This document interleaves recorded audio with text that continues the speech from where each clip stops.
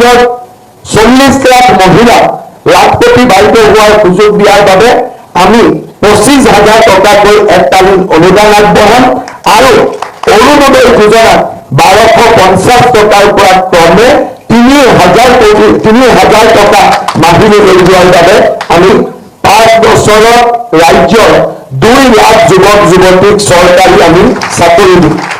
ৰাজ্যত আমি CM-AAA startup আৰু উদ্যোগীকৰণৰ জৰিয়তে আৰু অতিৰিক্ত 10 লাখ যুৱকক আমি কৰ্মসংস্থাপন দিবলৈ আমি প্ৰয়াস আৰু প্ৰচেষ্টা কৰিম। আমাৰ চৰকাৰ অহাৰ লগে লগে আমি 5 বছৰত ৰাজ্যৰ 2 লাখ যুৱক যুৱতীক চৰকাৰী আমি চাকৰি দিম। ৰাজ্যত আমি CM-AAA ষ্টাৰ্টআপ আৰু উদ্যোগীকৰণৰ জৰিয়তে আৰু অতিৰিক্ত 10 লাখ যুৱকক আমি কৰ্মসংস্থাপন দিবলৈ আমি প্ৰয়াস আৰু প্ৰচেষ্টা কৰিম। ৰাজ সাহায্যযুক্ত দলত মচুৰ দাইল, চেনি, নিমখ আৰু মিঠাতেল আমি যোগান ধৰিম আৰু অত্যন্ত দুখীয়া পৰিয়াল ইয়াক আমি বিনামূলীয়াকৈ যোগান ধৰিম। আমি ৰাজ্যত এটা নতুন আন্দোলন কৰিব খুজিছো। প্ৰধানমন্ত্ৰী ডাঙৰীয়াই কয় 1 ডিষ্ট্ৰিক্ট 1 প্ৰডাক্ট। প্ৰধানমন্ত্ৰী ডাঙৰীয়াৰ কনচেপ্টক আমি আগুৱাই লৈ আমি ৰাজ্যত আৰম্ভ কৰিব খুজিছো এক নতুন বিপ্লৱ। 1 district 1 university 1 medical college 1 engineering college. 1 district এখন জিলা, এখন মেডিকেল কলেজ, এখন বিশ্ববিদ্যালয়, এখন অভিযান্ত্ৰিক মহাবিদ্যালয়। অসমৰ প্ৰতিখন জিলালৈ ইয়াক আমি আগুৱাই লৈ যাম।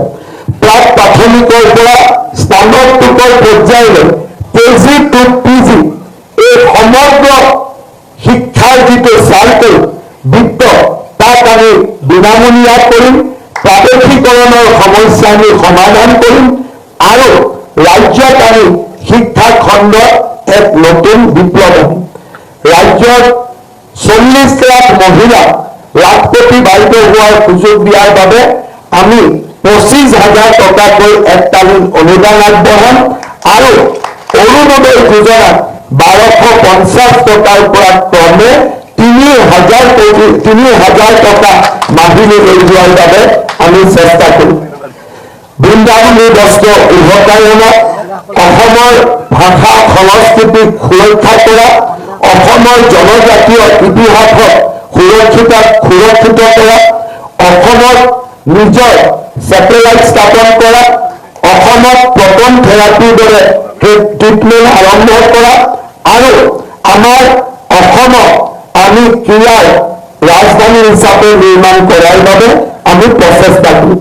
মিচিং, ৰাভা, সোণোৱাল কছাৰী, ধেমাল কছাৰী, দেউৰী, তিৱা আৰু বড়ো কছাৰী স্বায়ত্তশাসিত পৰিষদলৈ সাংবিধানিক মৰ্যাদা বিষ্ণুপ্ৰিয়া, মণিপুৰী, ভৰ বা ৰাজবৰ, মেৱাৰ, ভুজেল, চবৰ, সতনামী, কিৰণ সিং কেন্দ্ৰীয় চৰকাৰৰ OBC তালিকাত সন্নিৱিষ্ট জনজাতীয় বেল্ট এণ্ড ব্লকৰ পৰা বাংলাদেশী ন্যায় উচ্ছেদ কৰা আৰু অসমৰ প্ৰতিগৰাকী চাহ বাগিচাৰ মজদুৰক মাটিৰ পট্টা প্ৰদান কৰা।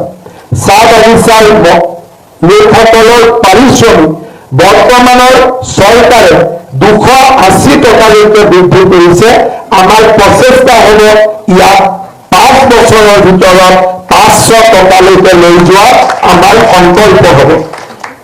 আমি অসমত নতুনকৈ 15 লাখ প্ৰধানমন্ত্ৰী আৱাস যোজনাৰ আমি গৃহ প্ৰদান কৰিম। কিন্তু আটাইতকৈ ডাঙৰ কথা, চাহ বাগিচাৰ শ্ৰমিকক মাটিৰ পট্টাৰ লগে লগে আমি তেওঁলোকক প্ৰধানমন্ত্ৰী আৱাস যোজনাৰ একোটাকৈ ঘৰ দিয়াৰ বাবে আমি প্ৰচেষ্টা কৰিম। আমি অসমৰ কৰ্মচাৰী সমাজক প্ৰতিশ্ৰুতি দিছো যে আমি আমাৰ দৰমহা আয়োগৰ প্ৰতিবেদন কেন্দ্ৰীয় চৰকাৰৰ লগত একে দিনৰ পৰাই আৰু একেটা মানদণ্ডৰে আমি ৰূপায়ণ কৰিম।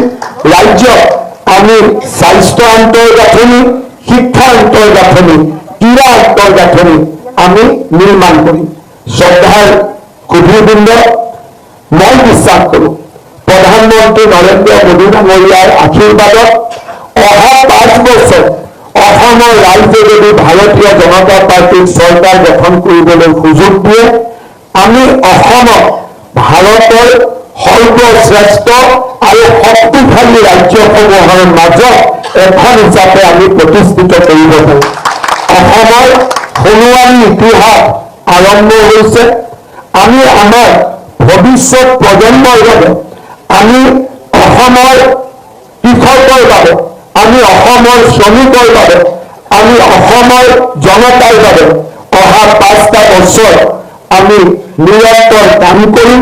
কৃষকক MSP আৰু আধুনিক কৃষিৰ আন্তঃগাঁথনি আৰু উদ্যোগীকৰণত কৃষি আৰু উদ্যোগীকৰণ দুইটাকে সমান্তৰালভাৱে আমি আগুৱাই লৈ গৈ অসমক আমি এক নতুন সপোন দিম, যাতে অসম অসমীয়া ভাৰত আৰু ভাৰতীয়ৰ আকাশ চোৱাৰ সপোন দেখিব পাৰে আৰু আমি সঁচাকৈ আকাশখনক চুবৰ বাবে আমি ভাৱবান হম। बहुत बहुत धन्यवाद। मैं निश्चितভাৱে हमें एक बात बोलना ही पड़ेगा। आज हमारे मैनिफेस्टो उद्घाटन के लिए भारत सरकार के वित्त मंत्री निर्मला सीतारमण जी का जो उपस्थिति है, ये उपस्थिति एक सिग्नल देते हैं, सिंबलाइज करते हैं कि असम का डेवलपमेंट खाली असम सरकार अकेला नहीं करेगा, भारत सरकार और असम सरकार मिलकर प्रधानमंत्री how central and state government can work together and a troubled state can be developed into a most advanced stage among our country. In 2015 and 16, the last year of Congress government, অসমৰ GDP আছিল 2.17 লাখ টকা আৰু 2026-27 চনৰ অনুমান অনুসৰি অসমৰ GDP হ'বগৈ 8.80 লাখ কোটি টকা। অৰ্থাৎ 2027-28 চনত আমি 10 লাখ কোটি টকাৰ অৰ্থনীতিলৈ পৰিৱৰ্তন হ'ম। চেন্ট্ৰেল টেক্স 2013-14 চনত আমালৈকে বছৰি হস্তান্তৰ হৈছিল 11,575 কোটি টকা। The devolution of central tax to Assam was 11,575 crore in 2013 and 14. এইবাৰ কেন্দ্ৰীয় বিত্তমন্ত্ৰী নিৰ্মলা সীতাৰমণ ডাঙৰীয়ানীয়ে সাংসদত যি বাজেট দাখিল কৰিছে, the tax devolution to Assam will be 49,725 crore. 11,000 পৰা 50,000 কোটি টকা অকল কেন্দ্ৰীয়